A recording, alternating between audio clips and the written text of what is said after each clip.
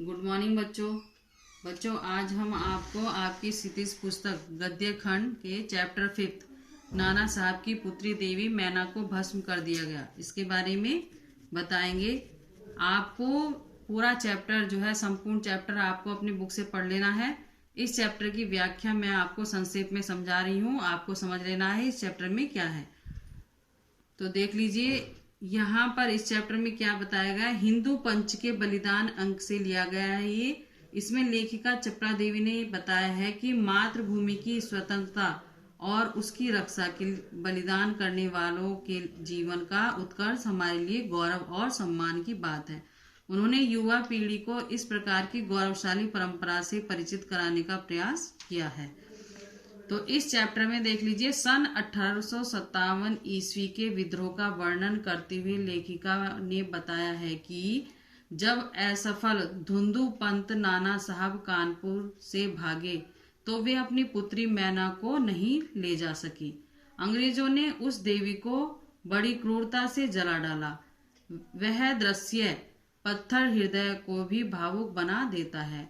अंग्रेजी सैनिक कानपुर से नाना साहब का राजमहल लूटने बिठूर जा पहुंचे। संपत्ति हड़पने के बाद महल को तोप के गोलों से गिरा देने का निश्चय किया। तभी बरामदे में एक सुंदर बालिका आ जाती है। वह सेनापति से गोले न दागने की प्रार्थना करती है।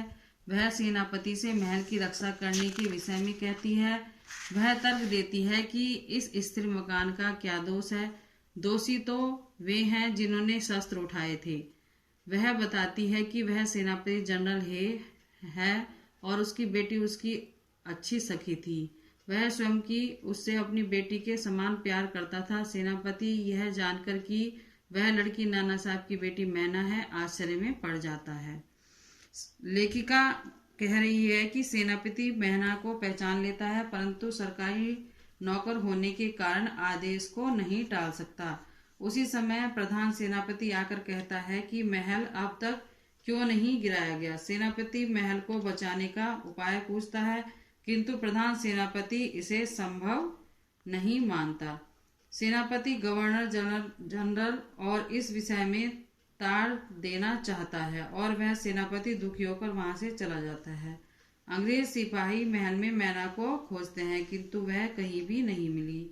उसी शाम लॉर्ड कैनिन का तार आया जिसमें लिखा था कि नाना साहब से संबंधित एक भी चिन्ह नहीं बचना चाहिए। लेखिका आगे बताती है कि लंदन से तार के आते ही प्रधान सेनापति ने घंटे भर में नाना साहब के महल को नष्ट कर दिया। लंदन के प्रसिद्ध पत्र में यह छपा कि बहुत दुख की बात है कि नाना साहब को नहीं पकड़ा गया। तभी अंग्रेज बहुत क्रोधित हैं। वे अंग्रेजों के हत्याकांड का बदला लेंगे। सेनापति हे ने नाना साहब की बेटी पर दया दिखाने का प्रस्ताव सभा में लिखकर दिया।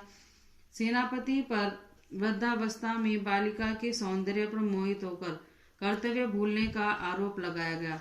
सभा के अनुसार नाना साहब के संबंधी तक को मार देना चाहिए और उनकी लड़की को सेनापति के सामने ही फांसी पर लटका देना चाहिए।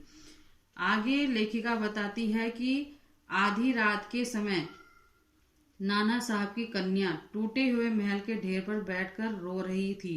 सैनिक आवाज सुनकर वहां आते हैं और उससे प्रश्न करते हैं किंतु कोई उत्तर नहीं मिला। वह किसी से नहीं डरती। जनरल आउटरम उसे पहचान कर बंदी बनाना चाहता है लेकिन वह जी भर कर रोने के लिए कुछ समय मांगती है। पत्थर हृदय जनरल ने उसकी एक न सुनी और उसे कानपुर के किले में कैद कर दिया। अगले दिन एक पत्र में छपा कि कानपुर किले के अग्निकांड में नाना साहब की इकलौती बेटी को जलाकर मार डाला गया। सभी ने उस बालिका को देवी समझकर प्रणाम किया। तो ये चैप्टर की व्याख्या थी और आपको इसको चैप्टर को अपनी बुक से प्रॉपर्ली पढ़ लेना है। क्वेश्चन आंसर ग्रुप में सेंड कर दिए जा रहे हैं परंतु आप अपना कार्य पूरी ईमानदारी के साथ कॉपी में अवश्य करते रहें। धन्यवाद।